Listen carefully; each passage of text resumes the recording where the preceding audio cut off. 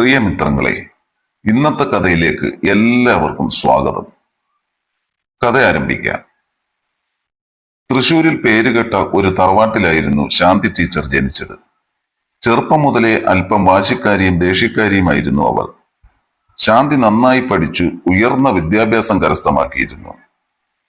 ബി.എഡും എം.എഡും എല്ലാം ഉയർന്ന മാർക്കോടെ പാസ്സായ അവൾ ഒരു ബ്രില്യന്റ് അധ്യാപികയായി മാറി.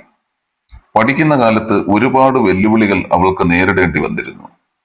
പക്ഷേ അതൊന്നും അവൾ വകവയ്ക്കാതെ തന്റെ ലക്ഷ്യം നിറവേറ്റാൻ ശാന്തി എല്ലാ അതിർവരമ്പുകളും ഭേദിച്ചുകൊണ്ട് മുന്നോട്ടു പോയി. +2 പഠിക്കുന്ന കാലത്ത് തന്നെ ശാന്തിക്ക് പതിവിൽ കവിഞ്ഞ ശാരീരിക വളർച്ചയായിരുന്നു. അവൾക്കും അത് നന്നായി അറിയാമായിരുന്നു.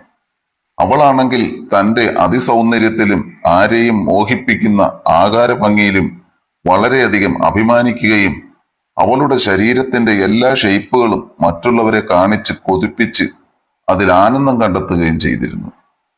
+2 പഠിക്കുന്ന കാലം മുതലേ അവളുടെ പിന്നാലെ ആ നാട്ടിലെയും പിന്നെ മറുനാട്ടിലെയും തടിമിടുക്കുള്ള ആണുങ്ങൾ അവളെ വലം വെച്ച് നടക്കുമായിരുന്നു.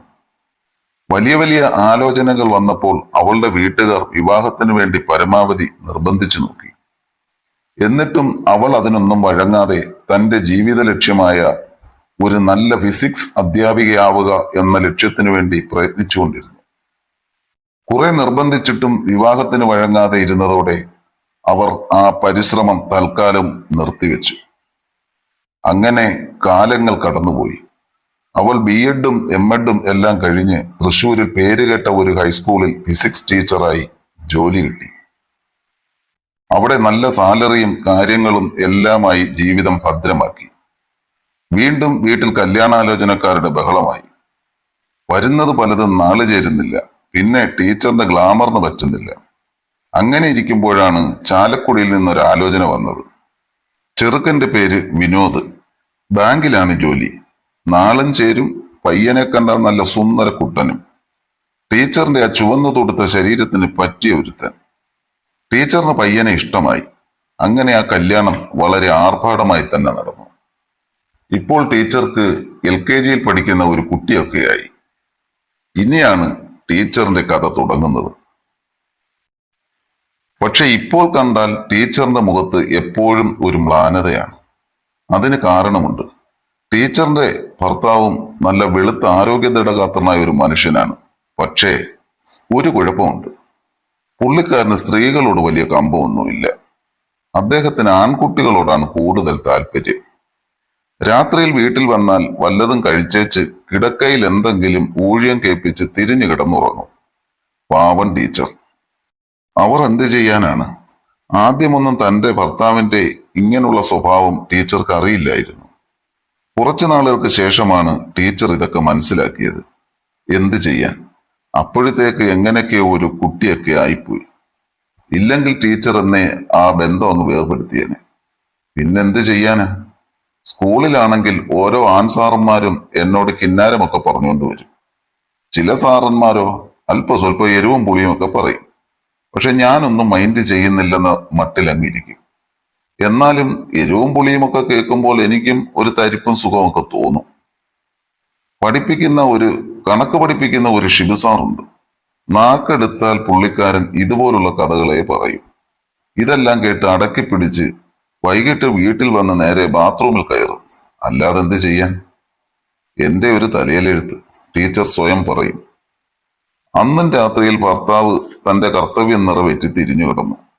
ഞാൻ വികാരവും ദുഃഖവും എല്ലാം കടിച്ചമർത്തിക്കിടന്ന് ഓരോന്ന് ചിന്തിച്ചു. ഈ ജന്മം ഇങ്ങനെ കൊണ്ട് തന്നെ തൃപ്തിയാക്കാൻ പറ്റില്ല. ബന്ധമൊഴിഞ്ഞു പോകാമെന്ന് വിചാരിച്ചാൽ ഒരു കുട്ടിയുമുണ്ട്. പിന്നെ എന്ത് ചെയ്യും? ഇനിയൊന്നും നോക്കണ്ട. ആരെങ്കിലും പരുവത്തിന് കിട്ടിയാൽ മതി വരുവോളം ആസ്വദിക്കണം. ആരും അറിയാൻ പാടില്ല. ഭർത്താവിന്റെ അടുത്തും സ്നേഹിച്ചും സന്തോഷിച്ചും നിൽക്കണം. അങ്ങനെ ഓരോന്ന് ചിന്തിച്ച് ടീച്ചർ എപ്പോഴോ ഉറങ്ങിപ്പോയി.